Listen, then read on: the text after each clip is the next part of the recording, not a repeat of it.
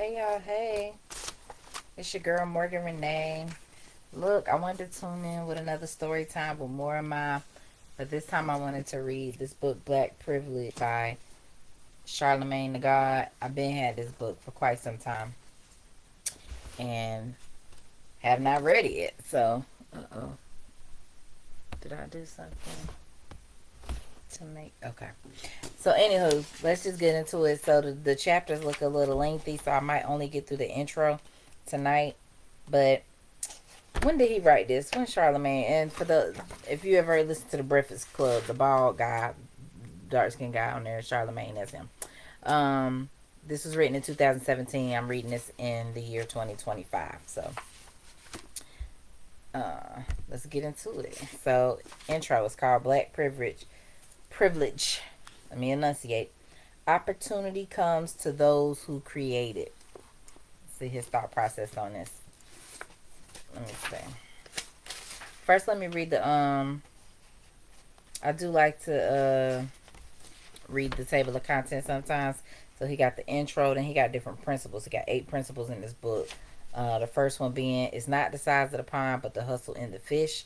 Principle 2 is PYP, pick your passion, poison, or procrastination. Principle 3 is your dreams. Principle 4 is there are no losses, only lessons. Principle 5 is put the weed in the bag. Principle 6 is live your truth. Principle 7 is give people the credit they deserve for being stupid. Principle 8, access your black privilege. So, all right. And he did have an intro, like a shout out, but I'm gonna skip that.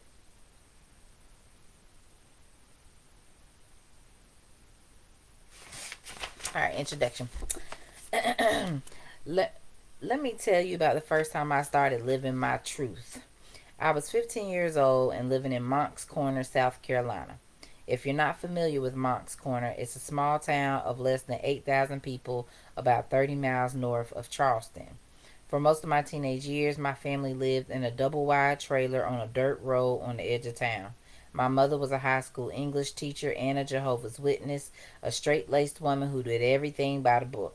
My father was her polar opposite, a contractor who was an occasional drug and alcohol abuser and full time hustler.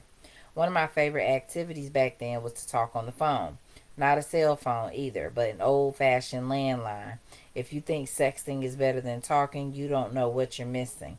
I can honestly say that 90% of the times I got pussy as a teenager was because of phone conversation, especially the late night ones. My trouble started one night when I was on the phone with my friend Amani. And then he has a note that says, names have been changed to protect the guilty, the easily embarrassed, and those who want to come up by suing me. I don't think I ever wanted to. He's talking, okay, saying what he got to say in his book. He's, whoa, okay, Charlamagne. I don't think I ever wanted to FUCK Amani. Not that I would have turned it down if the opportunity presented itself, but we would just talk on the phone for hours for no reason. That night, the conversation turned to a guy we knew named Darnell, who was Amani's cousin, Deja's baby daddy. Man, Darnell thinks he's hard, I offered. Oh, you think he's soft? Drawled Amani. Maybe he is, maybe he isn't, I continued. All I know is my father always tells me the dudes that act hard in this town all end up one of 3 ways: broke, sitting under a tree, in jail, or dead. After that, the convo probably turned to something more pressing, like who was the best member of the Wu Tang Clan. Neither of us gave my little rant about Darnell any more thought. A few days later, after smoking weed, I decided to go visit my neighbor Charles, who lived at the top of our dirt road. Charles wasn't home, but as I was walking out of his yard, Darnell and his cousin came driving by. They spotted me and quickly pulled over, skidding to a stop in a cloud of dust and pebbles. Yo, Larry, what's good? Darnell yelled menacingly as he hopped out of the car. Leonard is my government name, but people in Mock's Corner call me Larry after my father. I had zero idea what Darnell was yelling about. Number one, I was high. Number two, I talked shit about everyone in those days. I must have had a quizzical look on my face because Darnell quickly filled me in. You was talking that shit to Amani, he announced, so we got to fight. I said what I said, so there was no need to cop a plea. Yeah, what about it? I answered back defiantly. But Darnell was already done talking. He unleashed a wild roundhouse that would have knocked my head off, but thankfully missed. I managed to land a quick jab in retaliation. It seemed like he barely felt it. Despite being basically the same size as me, in one quick move, Darnell scooped me up, lifted me over his head, and viciously pile drive me into a ditch. If someone had taped it, we could have easily got 20 million views on World Star with that footage today. I tried to get up, but Darnell was already beating me back down. Punch after punch after punch after punch. Then he moved on to a chokehold. Now, in my experience, there are two kinds of chokeholds. One, that I'm just letting you know things can get real, so don't play with me again type. And two, this situation is so real that I'm going to choke you until you die type. I'm pretty sure option number two was being administered to me in that moment. Thankfully, his cousin stepped in before Darnell could finish the job. Chill, man, that's enough, he said, pulling Darnell off me. Let the dude go. Darnell relaxed his grip, and I could breathe again, though I'm sure there are some folks today, Bow Wow, Sierra, and Birdman, to name but a few, who would pay good money to go back in time and tell Darnell, nah, choke him a little longer. Think I'm exaggerating when I say Darnell was trying to kill me? Well, several years later, Darnell did kill my cousin's mother by putting her in one of his chokeholds and snapping her neck. He's serving a life sentence today for it. Oh my God. What? Think I'm exaggerating when I say Darnell was trying to kill me? Well, several years later, Darnell did kill my cousin's mother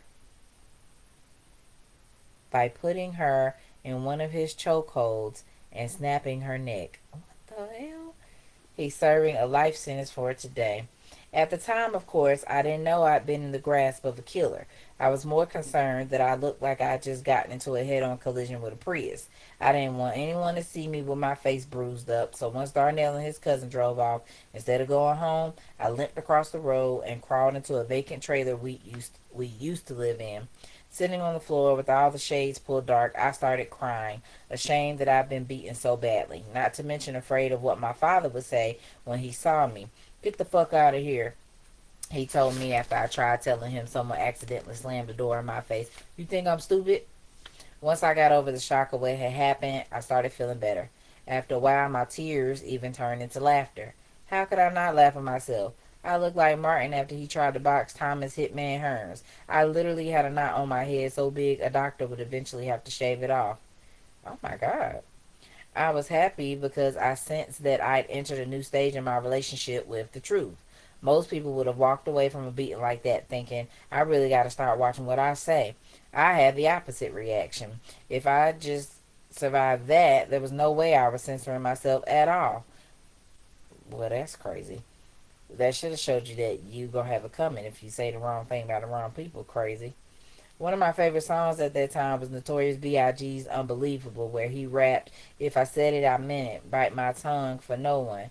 Sitting there in the trailer, I could hear Biggie's lyrics over and over again in my head. In his words, I'd found my own voice too. Bite my tongue for no one was the mantra I was going to live by. If I had something to say, I was going to say it. If someone wanted to know what I'd said about them, I'd tell them to their face. What's the worst that could happen? I get beat up. I just survived a 5-star ass kicking. If that was the worst that could happen, I would be all right with it.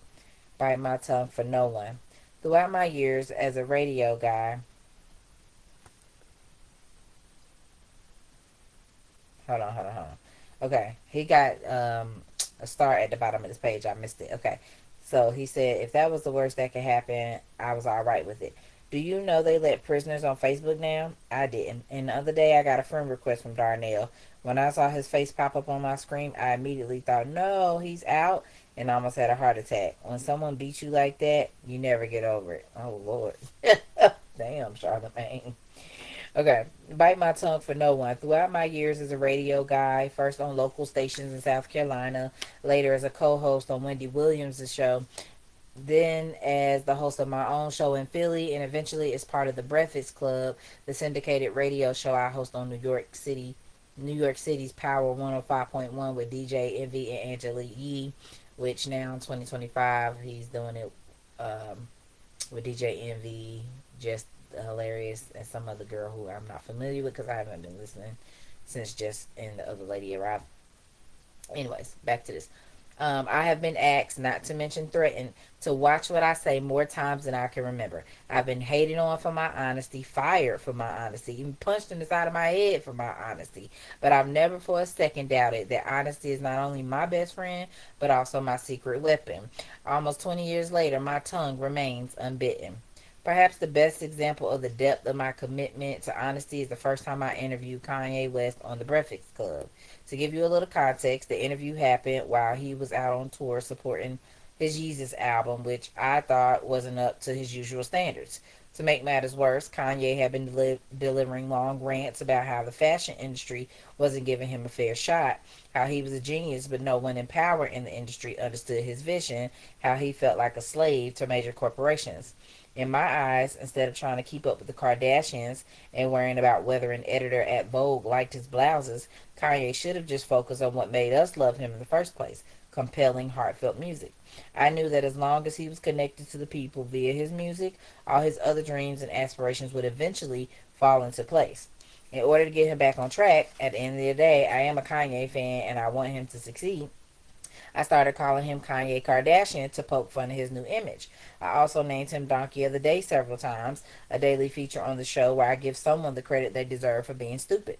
Of course, when word got out that Kanye was coming in for an interview, the question on everyone's lips was, will Charlamagne really call him Kanye Kardashian to his face? Will he tell him Yeezus was whack?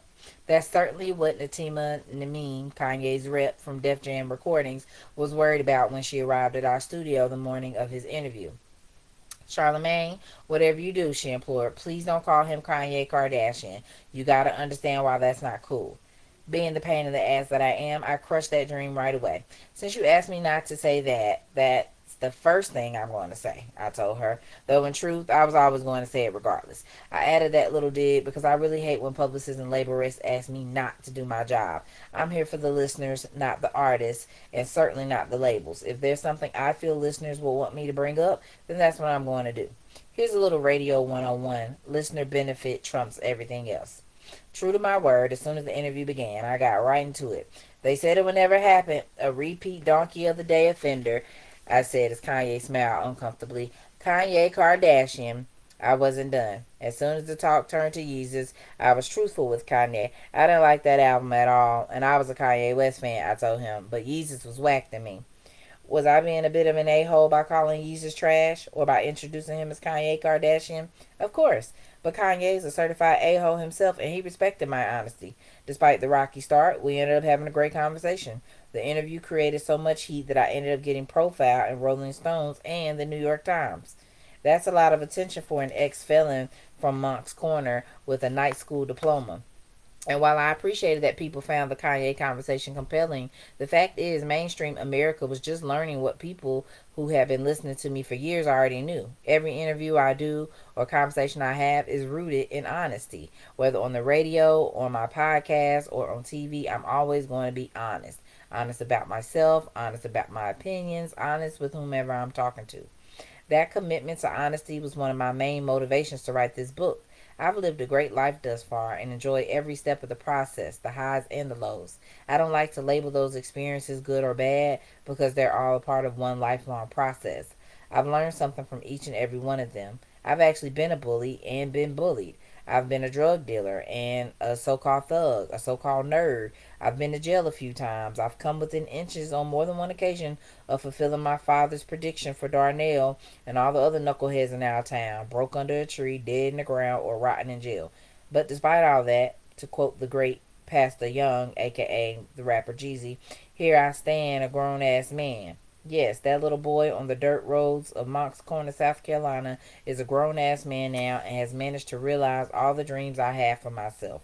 My goal for this book is to pass along the valuable principles I've absorbed through living what I feel has been an eventful life. Some of the principles I've developed on my own. Others have been passed down to me by the wise elders I've been fortunate to meet.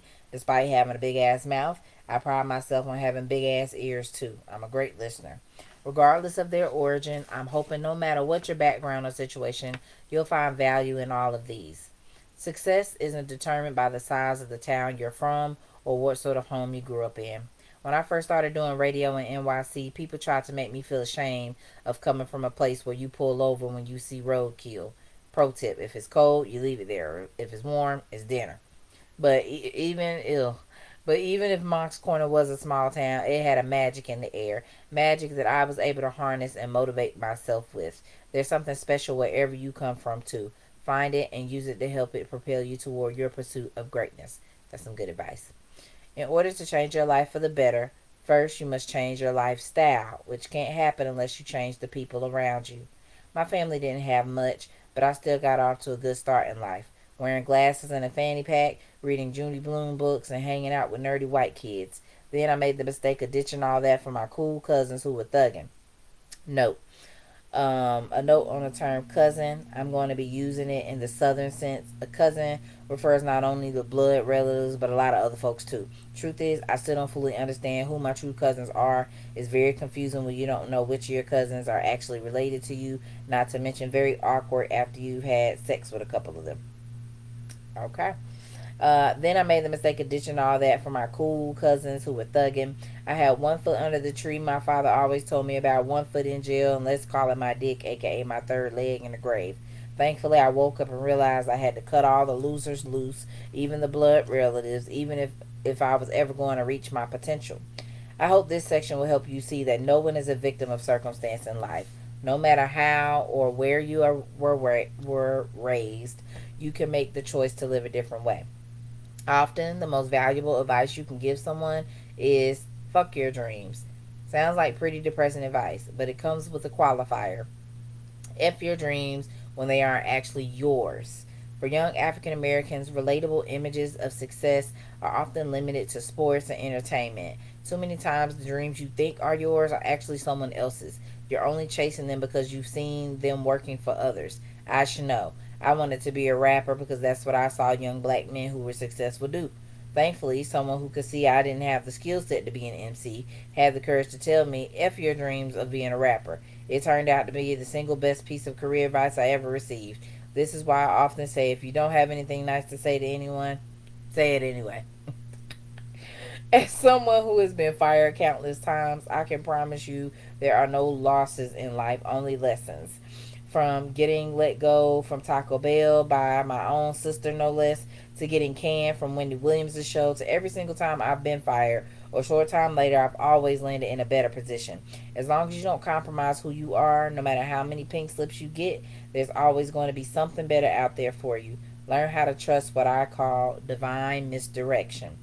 And when you're starting off in your chosen field, just focus on putting the weed in the bag. If you don't know classic hip hop cinema, I'll explain that quote in greater detail later. For now, just know it speaks to the importance of embracing the process instead of what may seem to be the results. Too many people, especially millennials, lack the vision to recognize opportunity when there's not a paycheck attached to it.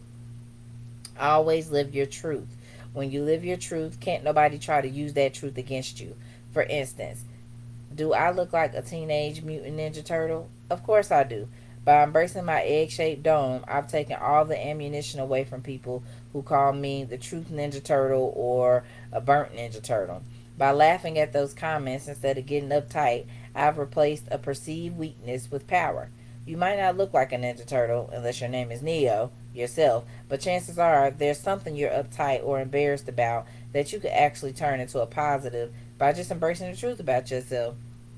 Give people the credit they deserve for being stupid, starting with yourself. I walk through life assuming that I've got a lot to learn, and I happily soak up any knowledge that comes my way. Too many people take the opposite approach and decide they've got it all figured out by the time they're 25. That's a mindset that is guaranteed to block your blessings. You must stay open to new ideas, to new kinds of people to work with, to new mentors who can coach you. Otherwise, you're going to always be stuck in the same place. Finally, embrace the concept that you are privileged. I believe in the power and privilege of God, and God created me exactly how He wanted me to be and who He wanted me to be. I believe I'm just as privileged, if not more, as any white person out there. I have to believe that. Otherwise, I'd never have transcended the circumstances I was born into.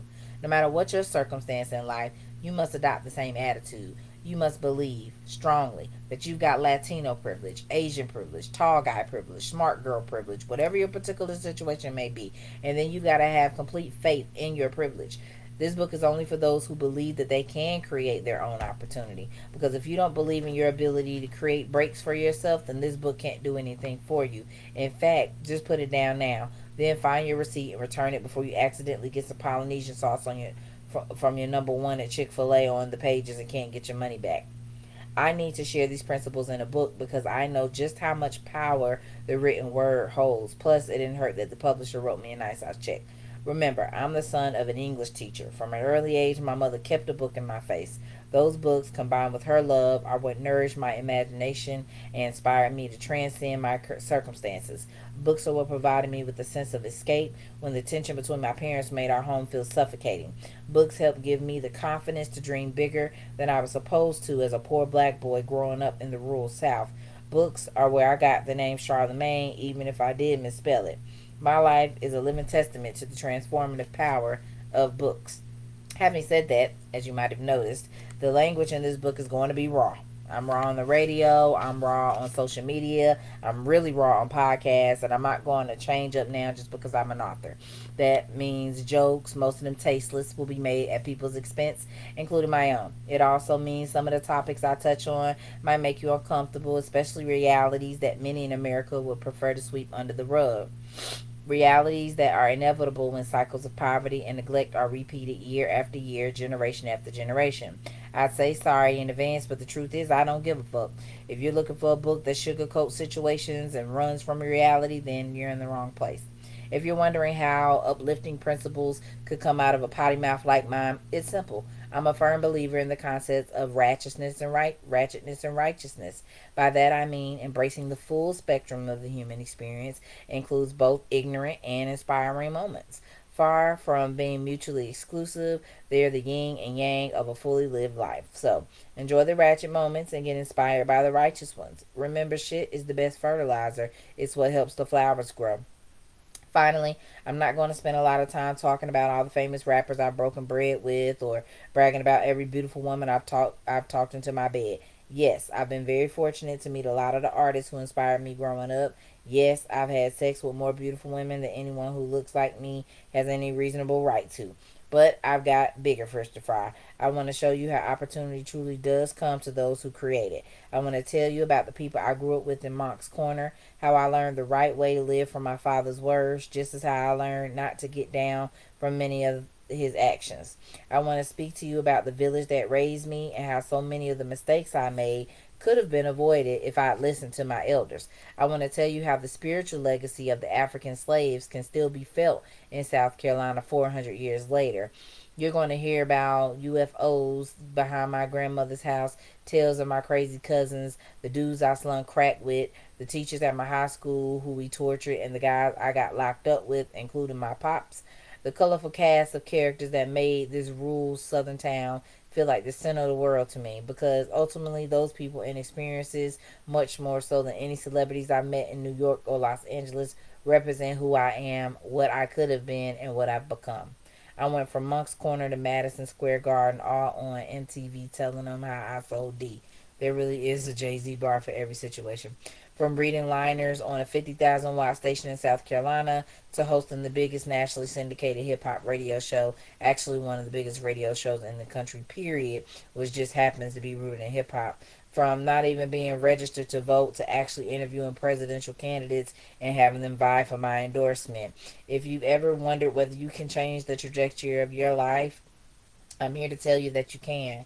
While everyone's paths are different, have confidence that no matter your situation or your perceived stature in our society, your truth is more than enough to take you where you want to go. All right, Charlamagne. So that's the introduction to Black Privilege by Charlamagne the God. Thank y'all for tuning in. We'll get into principle one. It's not the size of the pond, but the hustle and the fish at another time. Thank y'all for tuning in, and I'll be back again soon. Peace and love.